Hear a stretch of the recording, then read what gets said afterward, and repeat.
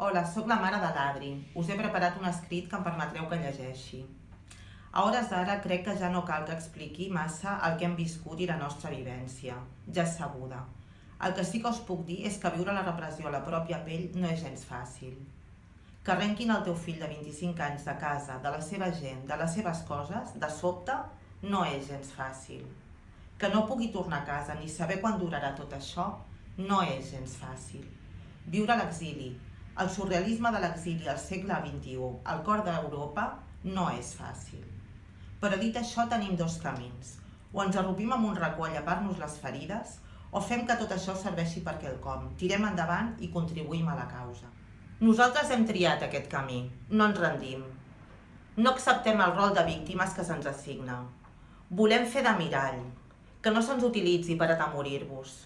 No contribuirem als seus foscos, greixosos i podrits objectius. Nosaltres no. Crec que la repressió que el nostre poble patim és proporcional a la por que els hi fem. Ens veuen perillosos, capaços, disposats a arribar al final. Perquè si no, de què aquest desplegament de força, repressió i maltractament al nostre poble? Si no, de què permetre fins i tot perdre el prestigi internacional a canvi de combatre'ns? En el fons els hi fem molta por i sembla que nosaltres no ens reconeixem aquesta força. Endarrere ja no hi ha camí, s'ha esborrat. Quedar-nos quiets ens condemna.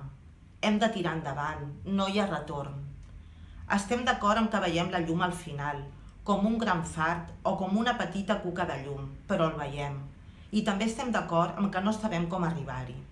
Com a poble, respectuós, format, ambiciós de llibertat i de drets, però també plural, divers, crític i transversal, no som rucs seguint una pastanaga.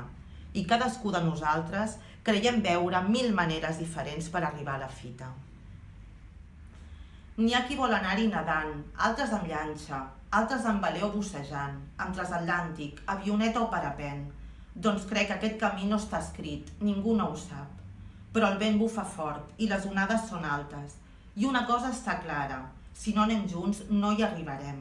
Ara tots a una, ara toca això.